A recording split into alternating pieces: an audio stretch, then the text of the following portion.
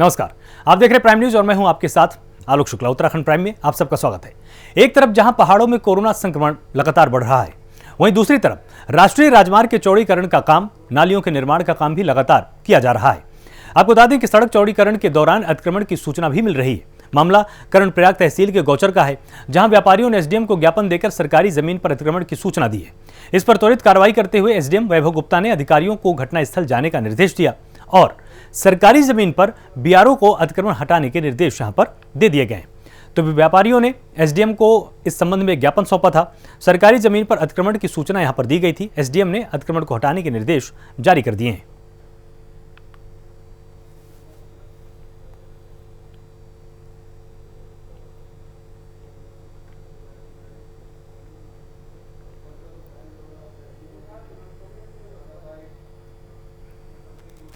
NH की road पर अतिक्रमण का मामला सामने आया था। इसमें राजस्व विभाग के हमारे राजस्व निरीक्षक के साथ यहाँ पर जो बीआरओ के अधिकारी और एनएचआईडीसीएल के अधिकारी मौजूद थे। इनके सामने ही मौके पर ये भूमि नपवा दी गई है और 12 मीटर की जो रोड है वो बीआरओ एनएचआईडीसीएल में अपना होना बताया गया। उसके हिसाब से उसको नाप कर वहाँ पर उनका जो कब्जा जो बीआरओ द्वारा जो घेरबाड़ करी गई थी उसको हटवा दिया गया है और अब कोई इसमें अतिक्रमण नहीं है। अब आइए आपको एक बड़ा अपडेट यहां पर बता देते हैं, जहां पर कैबिनेट मंत्री ने किया आपदा प्रभावित क्षेत्र का निरीक्षण। ये बड़ा अपडेट सबसे पहले हम आपको प्राइम न्यूज पर दे रहे हैं, जहां पर आपदा प्रभावित लोगों को मुआवजा दिया गया है। आपदा से हुए नुकसान पर काम करने के निर्देश दिए गए हैं। आपको बताएं कि टेहरी में दोगी पट्टी की ग्राम सभा क्यारा में बीते दिनों बादल फटने से तबाही हुई थी और इस पर कैबिनेट मंत्री सुबोध उनियाल ने वहां पर पहुंचकर जायजा लिया। यहां आपदा में पूरी तरह से नष्ट हुए मकान और अन्य नुकसानों का निरीक्षण कर उन्होंने मौके पर ही मुआवजा दिया है। साथ ही आला अधिकारियों को खेतों आदि के नुकसान पर शीघ्र कार्य शुरू करने के निर्देश दिए गए। बता दें कि दोगी पट्टी की क्यारा ग्राम सभा में भारी बारिश के दौरान बादल फट गया था। इसकी चपेट में आकर यहां एक मकान और कई खेत पूरी तरह से बर्बाद हो गए थे।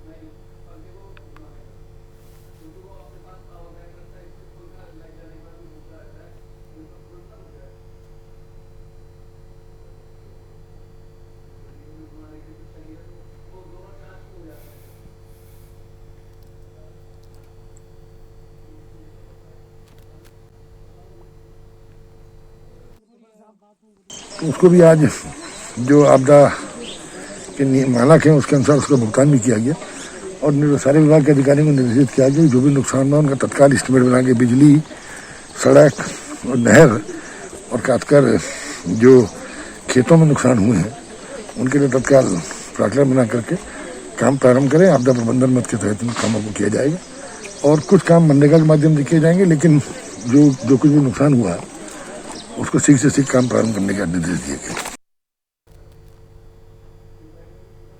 वहीं देश में कोरोना संक्रमण के साथ ब्लैक फंगस बीमारी के बढ़ते मामलों के बीच जिला अस्पताल उत्तरकाशी में भी ब्लैक फंगस का एक संदिग्ध मरीज सामने आया है। आपको बता दें कि कोरोना संक्रमित रहा यह व्यक्ति जिला अस्पताल से ठीक होकर घर लौट गया था। इसके बाद मरीज को देखने की परेशानी हुई। व्यक्ति में ब्लैक फंगस जैसे संदिग्ध लक्षण होने पर उच्च स्तरीय जांच के लिए मैक्स अस्पताल देहरादून भेजा गया, जहां से उसे एम्स ऋषिकेश रेफर किया गया है।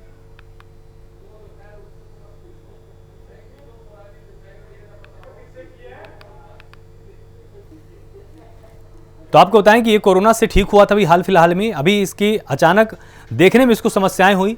जब इसकी जांच की गई तो उसमें ब्लैक फंगस के लक्षण पाए गए। इसके बाद इसको एम्स ऋषिकेश के लिए रेफर किया गया है।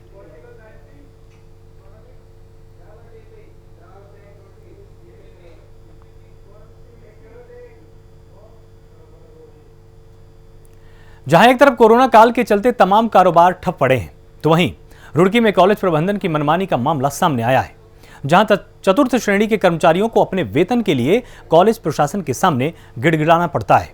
वहीं कॉलेज प्रबंधन अपनी हठधर्मिता के चलते एक तो आधी सैलरी देता है और ऊपर से इन गरीब मजबूर लोगों को डराने धमकाने का काम भी किया जाता है।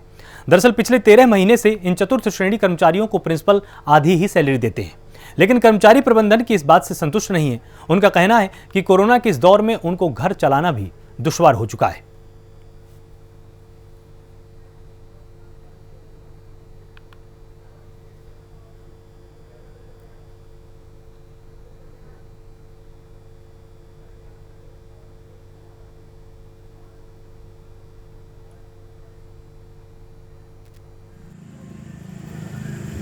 हमें जो है स्कूल ने पिछले 1 साल से ये जो है हमें कभी 2 महीने में 3 महीने में आधी सैलरी दे रहे हैं और पिछले 1 साल से हमारा आधा पैसा रोक के हुए हैं। हमने सिर्फ इनसे ये पूछा कि साहब हमें जो है आप जो पैसा दे रहे हैं वो तो ठीक है आधा और जो हमारा आधा वहाँ बचा है उसका सिर्फ हमें एक स्टेटमेंट दीजिए ताकि हमें ये रहे कि हाँ भाई ये आपका इतना है।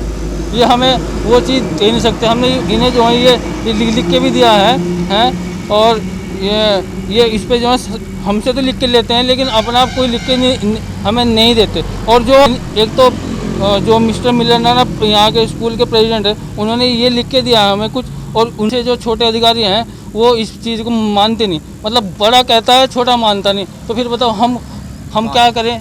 मेरे हिसाब से तो जी करीब 13 महीना करीब बोलिए 13 महीने करीब हो गए जी और आधी ही दे रहे और अपना तो एकदम काट ले कुछ हम ले तो एकदम काट लेंगे और हमारा देखते हुए उन्हें बहुत जोर पड़ रहा है। किस तरह की दिक्कत आ रही है भाई जी ये पूरा पैसा नहीं मिल रहा कभी 4000 कभी 5000 इतना दे रहे हैं जी। सेले में परेशानी आ रही है बच्चों को रोटी ये इतने महीने बताइए 40-45 आदमी है बाहर के भी अंदर के भी है। दिक्कतों का सामना करना पड़ रहा है। बहुत परेशानी है सर हमें बहुत ज़्यादा है अभी बहुत बुरा क्या है हमें धक्के मार के बाहर निकाला गया है और क्या तुम पे कैश करना चाहते हो कैश कर लो हम उन्हें भी देख लेंगे।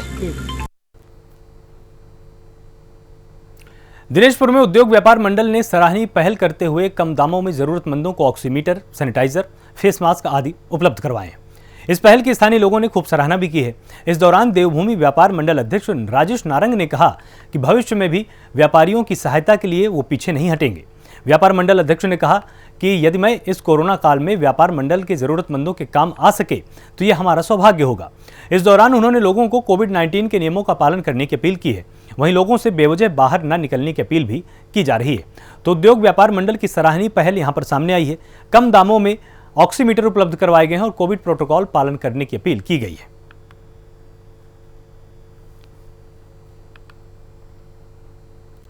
जो इस समय महामारी चल रही है कोरोना की उसको देखते हुए एक जो है अपना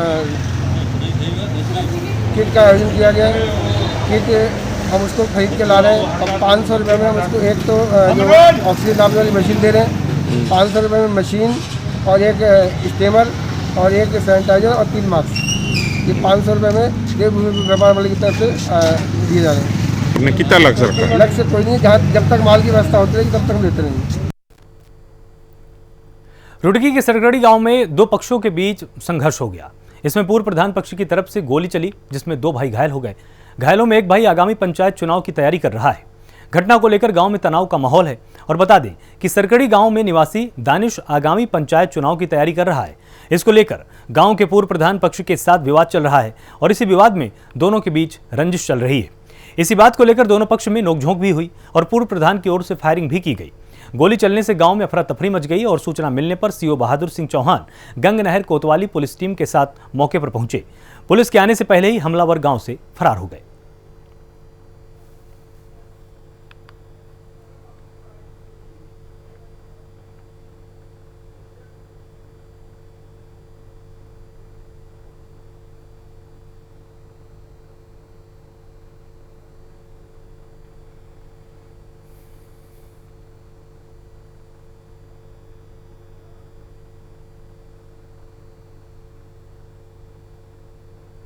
वहीं मसूरी के एमपीजी कॉलेज के आवासीय भवन में बाहरी लोगों ने कब्जा कर लिया है और निर्माण करने लगे। इसे लेकर कॉलेज छात्र संघ में भारी आक्रोश व्याप्त है। इसको लेकर छात्र संघ अध्यक्ष प्रिंस के नेतृत्व में कॉलेज के आवासीय भवन पहुंचे हैं और बिना अनुमति किए जा रहे निर्माण कार्य को ध्वस्त कर दिया गया। अवैध कब्जा करने वालों को बाहर कर भवन के मेन गेट पर ताला भी लगा दिया गया।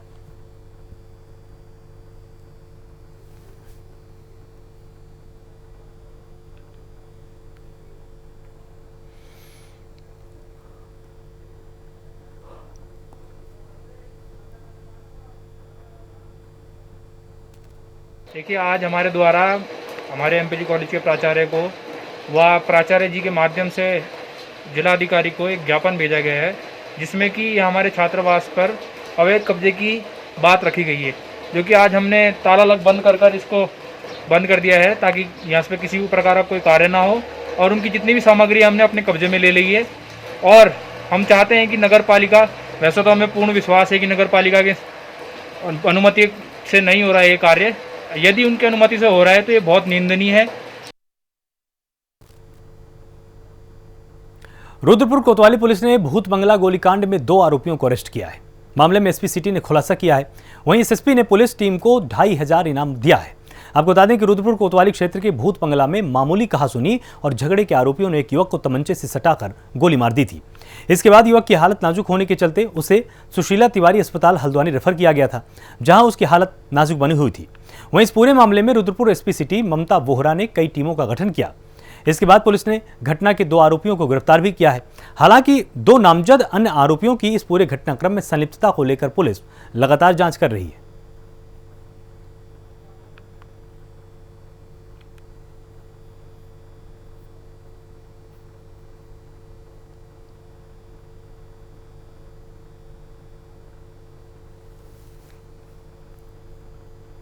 वहीं उत्तरकाशी के बड़कोट में समाज सेवी डॉक्टर कपिल देव रावत ने नगर पालिका परिषद बड़कोट में सभी पर्यावरण मित्रों, पुलिस मित्र, आंगनबाड़ी कार्यकर्तियों और अन्य जरूरतमंदों को सैनिटाइजर, मास्क और सर्जिकल ग्लव्स बांटे। डॉक्टर ने लोगों से बेवजह बाहर न निकलने और कोरोना प्रोटोकॉल का पालन करने की भी अपील जारी की है।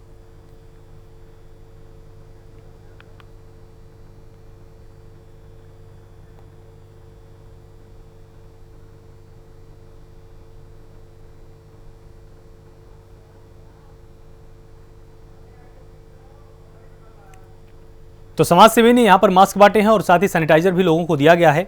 लोगों से यह भी अपील जारी की गई है कि आप इस लॉकडाउन के दौरान घरों में ही रहें, बाहर न निकलें।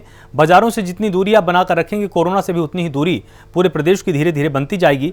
तो कोरोना प्रोटोकॉल के पालन करने की अपील यहां पर की गई है।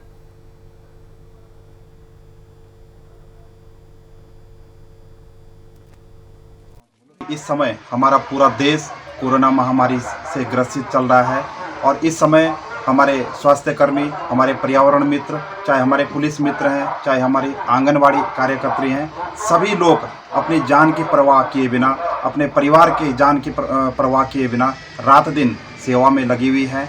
इसलिए मेरा मन हुआ कि मैं इन लोगों को अपने तरफ से, चाहे इम्यूनिटी बूस्टर हो, चाहे सैनिटाइज़र हो, चाहे मास्क हो, चाहे सर्जिकल ग्लव्स हो, मैं रात दिन अपने तरफ से जो मुझसे बन पड़ रहा है, मैं इनको रात दिन बांट रहा हूँ। और मैं सभी जनपद वासियों से विनम्र निवेदन करना चाहूँगा कि इस समय आपको घबराने की ज़रूरत नहीं है, बल्कि सतर्क रहने की ज़रूरत है। सरकार और प्रशासन के द्वारा जो दिशा निर्देश जनहित में जारी किए गए हैं, उनका आप कड़ाई से पालन करेंगे। वहीं उधम सिंह नगर में वरिष्ठ पुलिस अधीक्षक के आदेशानुसार मिशन हौसला अभियान के तहत रुद्रपुर में तैनात महिला उप निरीक्षक वंदना चौधरी ने सांस की समस्या और कोविड पीड़ित 24 लोगों को ऑक्सीजन सिलेंडर और 1 व्यक्ति को ऑक्सीजन फ्लोमीटर और उत्तराखंड पुलिस के 1 कांस्टेबल को खाली सिलेंडर दिलवाने में सहायता उपलब्ध कराई है। ड्यूटी पर तैनात महिला उप निरीक्षक वंदना चौधरी को पीड़ितों की सहायता करने हेतु निर्देशित किया गया था।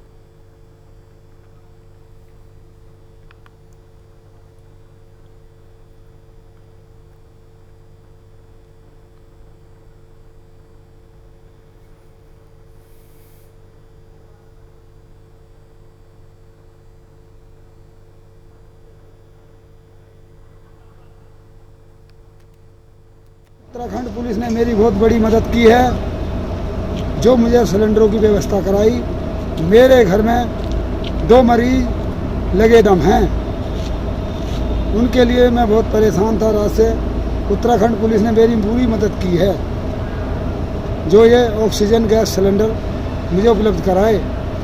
ये श्री वंदना चौधरी उत्तराखंड पुलिस में हैं, साहब इन्होंने व्यवस्था कराई मेरी। वहीं जोशीमठ में मौसम के बदले मिजाज ने इलाके में ठंडक बढ़ा दी है और ऊपरी इलाकों में लगातार बर्फबारी और निचले इलाकों में कोहरे के साथ बारिश के चलते सीमांत जोशीमठ क्षेत्र पूरी तरह शीतलहर की चपेट में आ चुका है। बद्रीनाथ सहित लोकपाल, हेमकुंड साहिब, चिनाब वैली, उर्गम वंशी, नारायण घाटी के क्षेत्रों में फिर से हिमपात होने की खबर है। बारिश और बर्फबारी से इलाके के तापमान में भारी गिरावट आई है, तो मौसम का मिजाज यहां पर बदल चुका है। बर्फबारी और बारिश ने ठंडक बढ़ाई है, तापमान में भारी गिरावट दर्ज की गई है।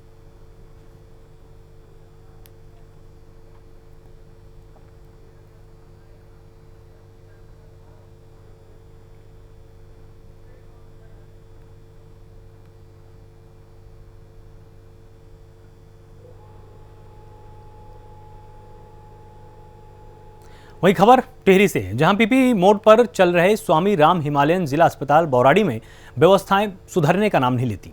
यहां गर्भवती महिला से दुर्व्यवहार का मामला भी सामने आया है, जिसके बाद अस्पताल में बवाल होने पर अस्पताल प्रबंधन ने गर्भवती महिला को एडमिट कर नॉर्मल डिलीवरी कराई। वहीं राकेश राणा ने अस्पताल प्रबंधन के खिलाफ धरना शुरू कर दिया और सीएमओ को पत्र लिखकर रात को ड्यूटी कर रही डॉक्टर और नर्स के खिलाफ कार्रवाई की मांग की, जिस पर सीएमओ ने जिला अस्पताल बौराड़ी के सीएमएस डॉक्टर अर्चिता जैन को लापरवाही करने वालों के खिलाफ कार्रवाई के निर्देश लिखित रूप से दे दिए हैं।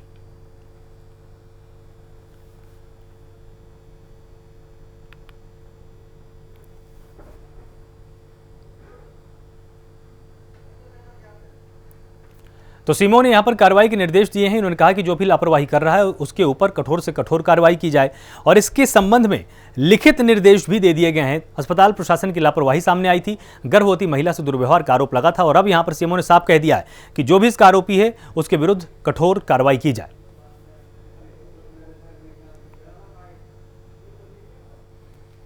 एक 24 वर्षीय प्रसव पीड़ा से ग्रस्त महिला को वहां से रेफर किया गया 108 के माध्यम से जिला चिकित्सालय बौराड़ी। रात को यहाँ पे पहुंचे तो सीधा जो है वो इमरजेंसी में गए। इमरजेंसी वाले ने उठा के सीधा ऊपर जो है लेडीज़ वाले वार्ड में उनको ले गए। वहाँ पे एक डॉक्टर और 2 नर्सों की जो जानकारी मुझे मिली है उनके द्वारा उनको परीक्षण देखा गया। उनको देखने के बाद उन्होंने सीधा उनको ये बोला है कि तुम बहुत सीरियस हो, तुम पे खून की बहुत कमी है, तुम्हारा ऑपरेशन होना है, तुम सीधा यहाँ से बाहर जाओ और हिमालयन हॉस्पिटल जोलीग्रांट तुम चले जाओ सीधा। ये कहा, चले ये भी कह दिया, लेकिन न कोई रिकॉर्ड मेंटेन किया गया, न कोई रेफर सेंटर कागज पेपर बनाया गया, न ही उनके लिए एम्बुलेंस की कोई व्यवस्था की गई और सीधा 12 बजे उनको वहाँ से अंदर से करके और सीधा उनको झोला तोमला पैक करके बोला तुम बाहर चले और यहाँ बाहर गेट पे वो लोग पेशेंट आए थे जो फुल टाइम डिलीवरी पे थे, जिनका ऑपरेशन होना था, लेकिन उनका हीमोग्लोबिन बहुत कम था अब और उनका ब्लड ग्रुप भी नेगेटिव था। ऐसे में डॉक्टर द्वारा उन्हें समझाया गया कि अगर रात को ब्लड ग्रुप की ज़रूरत पड़ी तो वो अवेलेबल नहीं हो पाएगा, इसलिए आप आगे रेफ़र हो जाइए। अब यह तो थोड़ा मिसकम्युनिकेशन हुआ है, वो पेशेंट आगे रेफ़र होने की बजाय वो यहीं पर ही रुका रहा और उसने ना हॉस्पिटल को बताया कि वो यहीं पर ही है, ना अंदर आके वो एडमिट हुआ। सुबह जब हमें इस बात का पता चला तो हमने उन डॉक्टर को बुलाया, उनसे बात करी और अब उनके अगेंस्ट एक्सप्लेनेशन लेटर मांगा है। हमने जॉलीग्रांट के जो एडमिनिस्ट्रेटर हैं मिस्टर सैम, उनसे भी बात करी है, उन्होंने एक्सप्लेनेशन दे दिया है। अब उनके अगेंस्ट आगे कार्रवाई होगी। अभी फिलहाल उस पेशेंट को एडमिट कर लिया गया है और आगे वो अब डॉक्टर्स के ऑब्जर्वेशन में है। चमोली जिले में लाटू धाम मंदिर जाने वाला और 80-90 गांवों को जोड़ने वाला विश्व प्रसिद्ध रूपकुंड बेदनी बुग्याल मोटर मार्ग खस्ता हालत में है। आपको बता दें कि गांव में मां नंदा भगवती का धर्म भाई लाटू देवता का विश्व प्रसिद्ध मंदिर है। इस मंदिर के कपाट उत्तराखंड के पर्यटन मंत्री सतपाल महाराज की उपस्थिति में श्रद्धालुओं के लिए खोले गए थे। इस हिमालयी क्षेत्र में विश्व भर के पर्यटक आते रहते हैं, लेकिन मंदिर तक जाने वाला रास्ता बेहद खस्ता हाल है। इसके चलते लोगों को भारी परेशानी का सामना करना पड़ता है। वहीं खराब सड़क के चलते सड़क दुर्घटना का भी खतरा बना रहता है।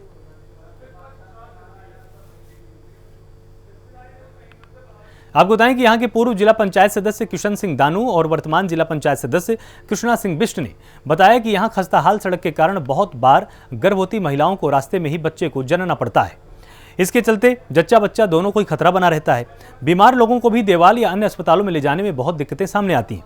बताया जा रहा है कि खराब सड़क के कारण हमेशा ही मोटर वाहनों की दुर्घटनाग्रस्त होने का भय बना रहता है। बताया ये भी गया कि क्षेत्रवासियों ने मुख्यमंत्री, उपजिलाधिकारी और लोक निर्माण विभाग को कई बार पत्राचार किए हैं। साथ ही शिष्टमंडल भी अधिकारियों से मिला है, परंतु कभी किसी ने इस सड़क का ध्यान नहीं दिया। कहा जाता है कि अनदेखी के कारण क्षेत्र के जनप्रतिनिधियों, क्षेत्रवासियों ने 23 फरवरी को उपजिलाधिकारी थराली को पत्र सौंपा और एक वार्ता भी की गई थी। 45 दिनों में सड़क पर कार्य नहीं होने की दिशा में जन आंदोलन की चेतावनी भी दी गई थी, परंतु इस समय कोविड के चलते लॉकडाउन के कारण आंदोलन नहीं कर पा रहे। लेकिन भविष्य में यदि जल्दी सड़क सुगम यातायात के अनुरूप नहीं बनाई गई तो यहाँ पर शासन प्रशासन को संपूर्ण क्षेत्रवासियों का उग्र आंदोलन का सामना करना पड़ेगा।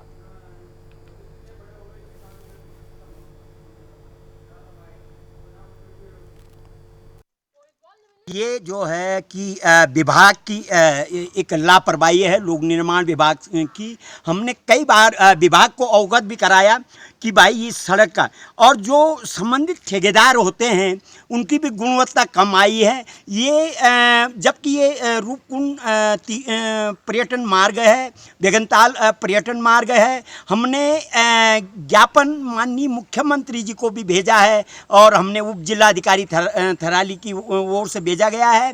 साथ ही उस 1 मई को ये आंदोलन होना था, इस पर बहुत बड़ा क्षेत्रवासी बड़ा आंदोलन करना चाह रहे थे, पर समय की बाध्यता ये हुई कि समय जो है कोविड-19 की वजह से ये सड़क की जो माना हम नहीं कर पाए।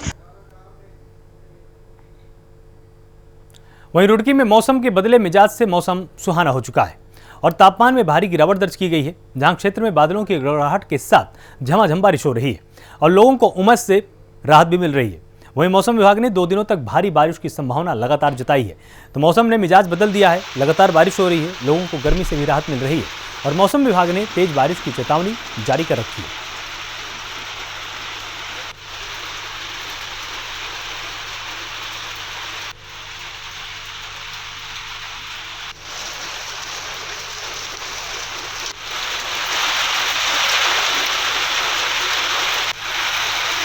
तो लोगों को गर्मी से काफ़ी राहत मिल चुकी है।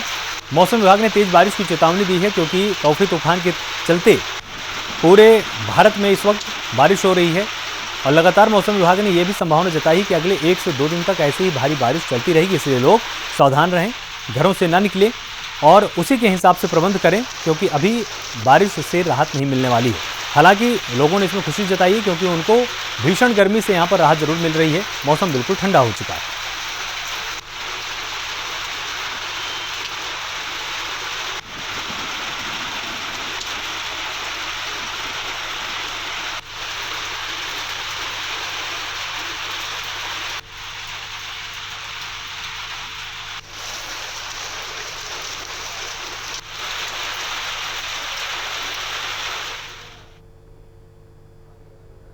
उत्तराखंड प्राइम में फिलहाल इतना ही। आप लगातार जुड़े रहिए प्राइम न्यूज के साथ। नमस्कार।